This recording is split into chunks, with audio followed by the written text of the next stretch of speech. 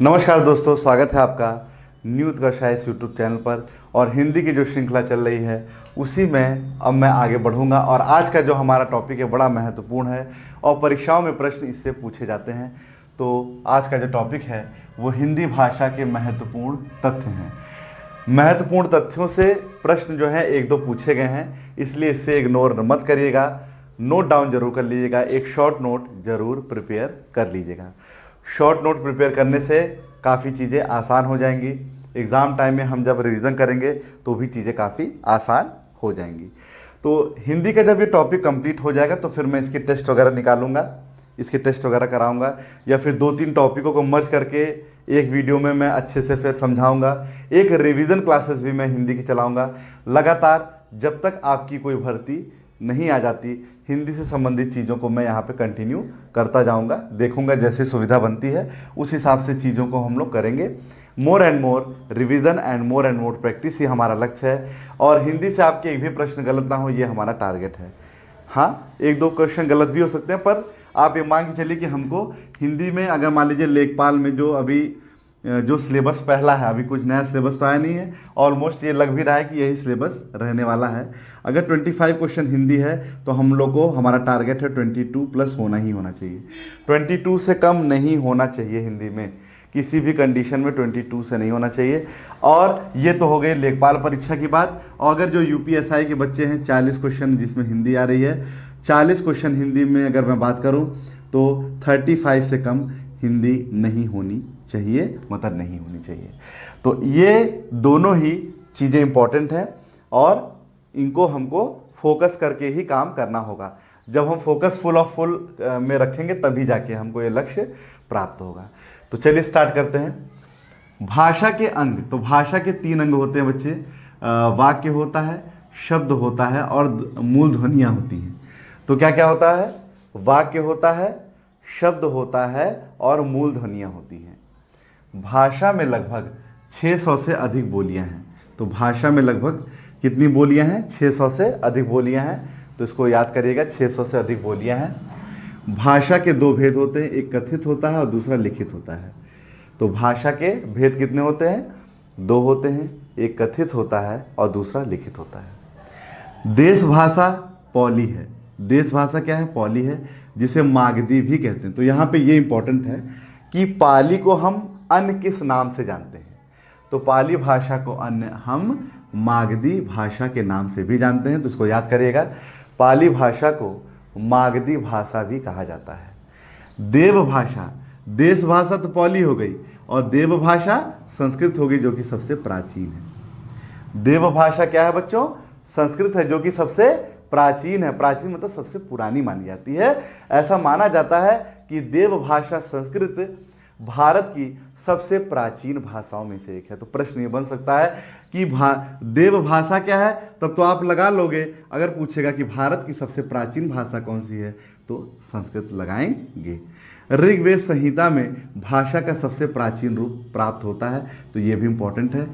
ऐसी कौन सी संहिता है, निम्न में से ऐसी कौन सी संहिता है जिसमें भाषा का सबसे प्राचीन रूप प्राप्त होता है? तो आप कहोगे ऋग्वेद है। क्या है? ऋग्वेद है। और ऋग्वेद में कुल 10 मंडल हैं। 9वां मंडल सोम को समर्पित है। 10वें मंडल में पुरुष सूक्त का वर्णन है, ब्राह्मण क्षत्रिय वैश्य शूद्र। और बहुत इंपॉर्टेंट, ऋग्वेद से एक क्वेश्चन और आता है कि ऋग्वेद के तीसरे मंडल में गायत्री मंत्र का उल्लेख है, जिसकी रचना विश्वामित्र ने की थी। आगे हम बढ़ते हैं। प्राकृत भाषा के वैयाकरण कौन है? वरुरुचि है। कौन है? वरुरुचि है। तो वरुरुचि कैसे लिखा जाता है ये भी आपको याद रखना है। और वैयाकरण होता है बच्चों, वर्तनी दृष्टि से ध्यान दीजिएगा, वैयाकरण होता है। वैयाकरण ये सही है, ये सही शब्द है, ध्यान दीजिएगा। थोड़ा सा वर्तनी शुद्धि में भी आता है, तो ये भी ध्यान दीजिएंगे। अधिकांश जैन साहित्य अर्धमागधी में है। तो जैन साहित्य जैसे बौद्ध साहित्य होता है ना, उसी तरह जैन साहित्य भी है। तो बताया जा रहा है कि जो मैक्सिमम जैन साहित्य है, सभी नहीं मैक्सिमम, वो अर्धमागधी भाषा में है। अपभ्रंश भाषा वियोगात्मक थी, जबकि संस्कृत भाषा संयोगात्मक थी। संयोगात्मक मतलब पौली और प्राकृत से मिलकर बनी है।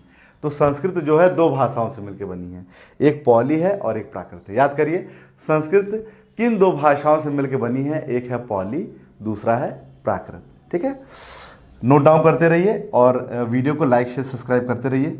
इंपॉर्टेंट सेशन है, हिंदी की उत्पत्ति संस्कृत, प्राकृत और अपभ्रंश के योग से हुई है। तो बहुत ही इंपॉर्टेंट है, ध्यान दीजिएगा। पूछा जा सकता है कि हिंदी की उत्पत्ति निम्न में से किस भाषा से नहीं हुई है? तो ध्यान दीजिएगा, संस्कृत भी है, प्राकृत भी है और अपभ्रंश भी है। संस्कृत भी है, प्राकृत भी है और अपभ्रंश भी है। हिंदी किस भाषा से समानता रखती है? जर्मन भाषा से समानता रखती है। हिंदी किस भाषा से समानता रखती है? हिंदी जर्मन भाषा से समानता रखती है। हिंदी की मूल उत्पत्ति किस अपभ्रंश से मानी गई है? शौरसेनी अपभ्रंश से मानी गई है। हिंदी की बेटा मूल उत्पत्ति जो है वो शौरसेनी अपभ्रंश से मानी गई है। हिंदी की मूल उत्पत्ति शौरसेनी अपभ्रंश से।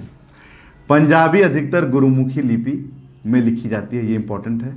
सभी विदेशी भाषा और हिंदी किस परिवार की भाषा है? भारोपीय परिवार की भाषा है। तो भारोपीय परिवार की भाषा में बच्चों विदेशी भाषा और हिंदी भाषा दोनों आते हैं, तो ये थोड़ा सा याद होना चाहिए आपको कि जितने भी विदेशी भाषा हैं और प्लस हिंदी भाषा हैं, सभी को अगर जोड़ दिया जाए तो भारोपीय परिवार की भाषा निकल कर के आएगी।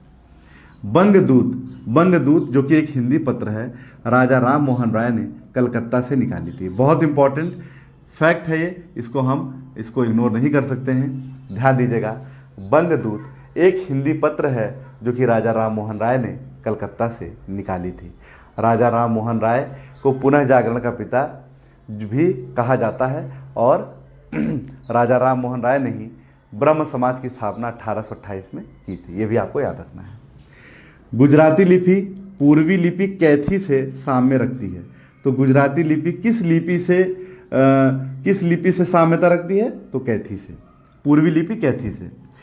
हिंदी साहित्य का इतिहास लिखने का श्रेय फ्रेंच विद्वान तासी को दिया जाता है। तो इंपॉर्टेंट फैक्ट ये भी है कि हिंदी साहित्य का इतिहास लिखने का श्रेय एक फ्रेंच के विद्वान थे, तासी, उनको दिया जाता है।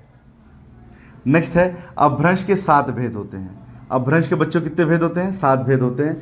अब यहाँ से बेटा जो मैं बताने जा रहा हूँ वो बहुत इंपॉर्टेंट है, तो थोड़ा सा ध्यान दीजिएगा, इसको बहुत ज़्यादा इंपॉर्टेंट है।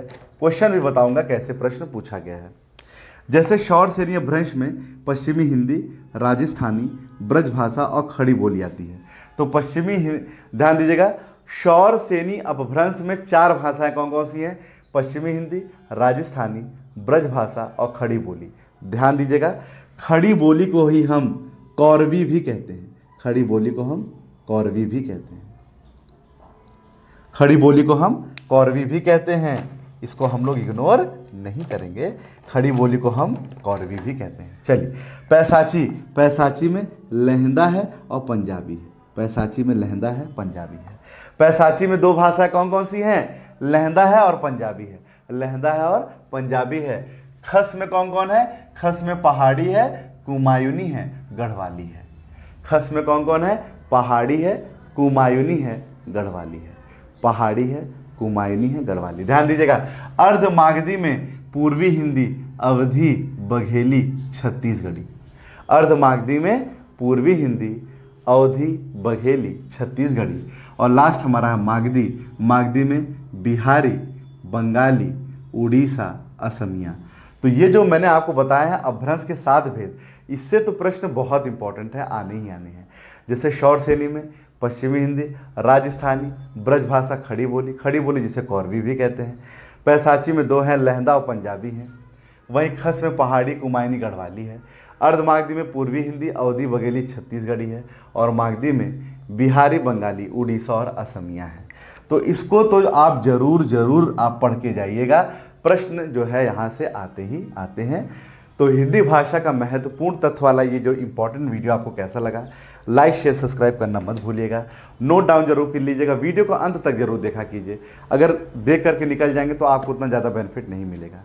तो मिलते हैं हिंदी के नेक्स्ट वीडियो में, अभी के लिए इतना ही, धन्यवाद।